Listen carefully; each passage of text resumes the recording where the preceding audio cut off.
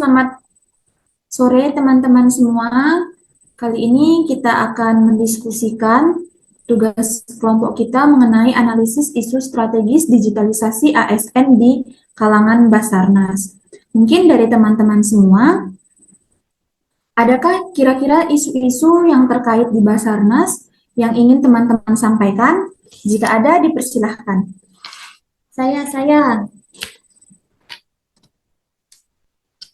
Izin menurut saya mendapatkan satu isu. Yang pertama itu mengenai kesenjangan kompetensi digital ASN dalam mendukung operasi SAR yang cepat dan tepat. Deskripsinya terdapat upaya penguatan digitalisasi, namun seringkali tidak didukung oleh kompetensi digital dasar yang merata di kalangan rescuer atau personil teknis. Mungkin dari saya satu isu itu. Mungkin adakah dari teman-teman yang lain yang ingin menambahkan isu? Baik, saya mempunyai isu juga. Ya, dipersilakan, eh, Linton. Belum optimalnya integrasi sistem informasi SAR nasional dengan mitra.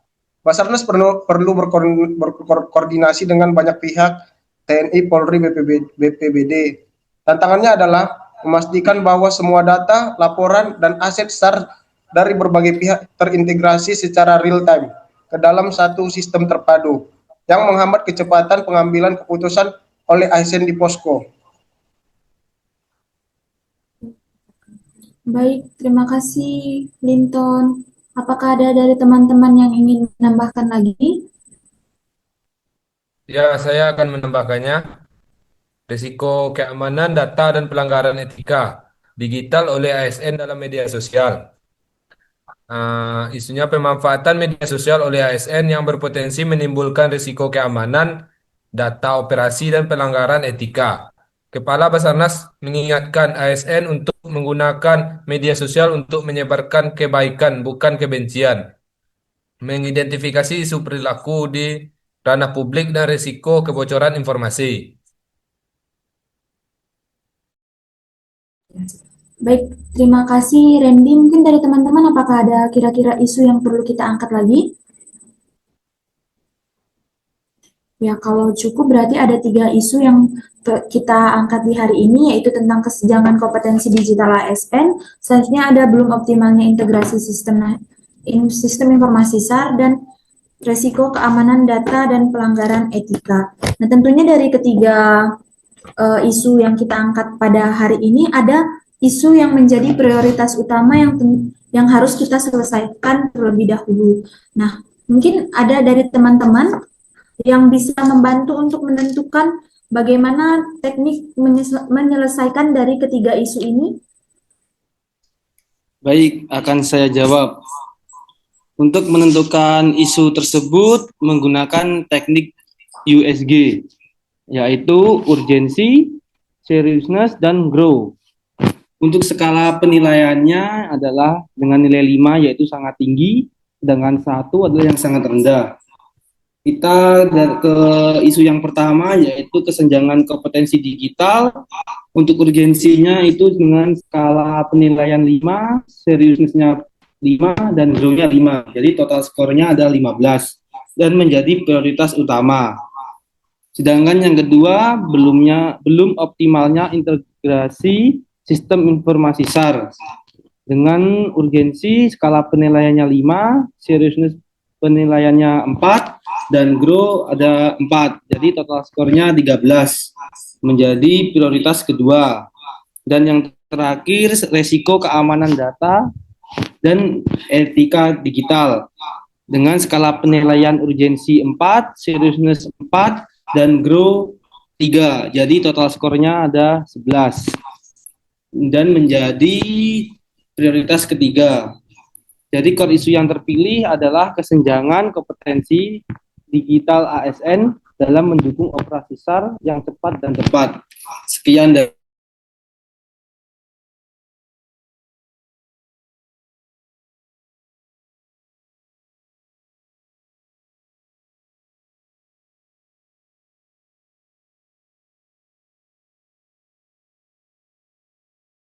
Tentunya ada dampaknya yang ditimbulkan jika isu ini tidak segera kita selesaikan. Mungkin dari teman-teman ada yang bisa membantu menjelaskan dampaknya yang akan timbul jika tidak segera diselesaikan.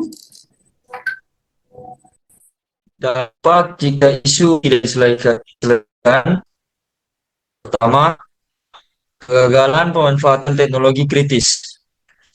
Investasi Basarnas pada alat canggih, drone, Starlink, sistem pemetaan akan sia-sia. Kemampuan digital untuk mengoperasikan dan mengintegrasikannya saat operasi penyelamatan. Yang kedua, keterlambatan dan efisiensi operasi SAR. Operasi SAR yang harusnya cepat menjadi lambat karena ASN tidak mampu menggunakan alat digital canggih, seperti pemetaan digital, sistem komunikasi, satelit, geolokator. Yang berikutnya, aset digital tidak terpakai optimal. Investasi Basarnas pada teknologi canggih seperti drone, Starlink, perangkat komunikasi menjadi sia-sia karena tidak didukung oleh SDM yang mampu mengoperasikan secara maksimal. Yang terakhir, hambatan penerapan Smart ASN. Organisasi tidak akan mampu bertransformasi menjadi Smart ASN jika kompetensi individu ASN tidak diingatkan, menghambat pencapaian visi Basarnas. Terima kasih. Terima kasih, Ahmed. Nah, jadi kita sudah tahu nih dampaknya. Terus kira-kira ada yang bisa membantu menjelaskan tentang pihak-pihak apa saja yang terkena dampaknya jika masalah ini tidak diselesaikan? Mungkin Saudara Hendris bisa bantu menjelaskan? Baik, terima kasih Feni atas kesempatannya. Untuk para pihak yang terkena dampak, pihak yang terdampak yaitu masyarakat atau korban bencana. Bentuk-bentuk dampaknya menerima layanan SAR yang lambat, tidak akurat, dan kurang efisien, meningkatkan risiko fatal. Terus pihak-pihak terdampak selanjutnya, Basarnas sebagai institusi, yaitu bentuk dampaknya akuntabilitas kinerja rendah, reputasi buruk, dan kerugian finansial akibat teknologi yang tidak maksimal. Selanjutnya, ASN Basarnas atau rescuer. Bentuk-bentuk dampaknya sulit berkembang dan tertinggal dalam jenjang karir, demotivasi, serta rentan melakukan kesalahan operasional yang fatal. Mungkin sekian dari saya. Terima kasih Saudara Feni sebelumnya. Terima kasih, Hendris. Nah, tadi kita sudah angkat isunya ini mengenai kesenjangan. Nah, pada hari ini kan kita belajarnya tentang materi agenda 3 tentang Smart ASN dan manajemen ASN. Tentunya kita harus tahu keterkaitannya nih dari isu yang kita angkat dengan pemateri pembelajaran kita tentang Smart ASN dan manajemen ASN. Mungkin ada teman-teman yang bisa membantu menjelaskan apa sih keterkaitan antara isu yang kita angkat dengan materi pembelajaran kita di hari ini? Izin menjawab. Ya, silakan Avinsena. Mungkin untuk keterkaitan isu dengan agenda 3, yang pertama ada keterkaitan dengan Smart ASN. Ini adalah isu inti dari agenda Smart ASN yang menekankan literasi digital atau digital skill. Kesenjangan ini menunjukkan ASN Basarnas belum sepenuhnya menguasai alat digital yang esensial untuk tugasnya. Kemudian penyelesaian isu ini akan meningkatkan integritas digital dan etika digital ASN karena pelatihan juga mencakup penggunaan teknologi yang bertanggung jawab. Kemudian yang kedua ada keterkaitan dengan manajemen ASN karena kesenjangan kompetensi menghambat penerapan sistem merit. Karena penempatan dan pengembangan karir jabatan fungsional rescuer tidak didasarkan pada kecakapan digital yang relevan dengan kebutuhan SAR modern. Pelatihan dan pengembangan harus difokuskan pada pengisian kesenjangan digital ini. Kemudian yang terakhir, yang ketiga, keterkaitan dengan pelayanan publik, pelayanan SAR sebagai pelayanan publik yang kritikal sangat bergantung pada kecepatan dan akurasi informasi digital. Kualitas kompetensi digital ASN secara langsung berkorelasi dengan kualitas kecepatan pelayanan publik Basarnas. Itu saja, Jin. Ya, terima kasih Avinsena. Nah, kita sudah mengangkat isu terus keterkaitannya dengan materi kita pada hari ini. Tentunya dari isu itu kita pada tahap akhirnya kita butuh solusinya untuk mengatasi masalah isu itu tadi. Nah, mungkin dari teman-teman adakah yang bisa memberikan saran untuk solusinya apa yang harus kita lakukan untuk mengatasi isu kesenjangan kompetensi digital ASN dalam mendukung operasi SAR yang cepat dan tepat? Izin menjawab, Ya, silakan Saudari Desi.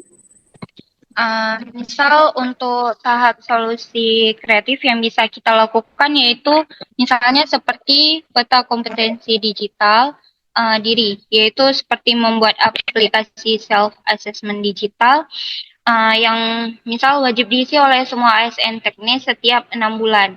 Jadi aplikasi ini bisa mengukur skill pengguna perangkat lunak SAR seperti GPS dan sistem pelaporannya itu secara otomatis. Terus kita juga merekomendasikan modul pelatihan yang harus diambil gitu. Kemudian bisa juga dengan membuat digital bootcamp 72 jam non-stop, yaitu dengan cara mengadakan pelatihan intensif yang didominasi oleh simulasi hands-on dan studi kasus SAR yang nyata. Misal pelatihan ini kita fokuskan pada pengoperasian drone SAR dan analisis data citra udara untuk rescuer, serta administrasi cloud dan keamanan cyber untuk personel administrasi. Begitu, sekian dari saya. Mungkin tambahan dari saya ya untuk solusi, mungkin solusi ketiga tuh membuat pusat digitalisasi lokal atau lokal digital hub. Nah, setiap kantor SAR wajib menetapkan satu ruangan sebagai digital hub dengan akses internet cepat dan perangkat lunak SAR terbaru. ASN juga diwajibkan melakukan latihan rutin 2 jam per minggu di hub tersebut di bawah bimbingan mentor digital SAR atau ASN yang sudah tersertifikasi. Nah, keterkaitannya dengan Smart ASN yaitu infrastruktur digital dan digital culture. Kemudian solusi yang keempat ada SAR Track Challenge yang termasuk dalam gamifikasi, yaitu mengadakan kompetisi nasional menggunakan aplikasi digital mirip game navigasi atau simulasi untuk mencari target berdasarkan koordinat digital yang kompleks.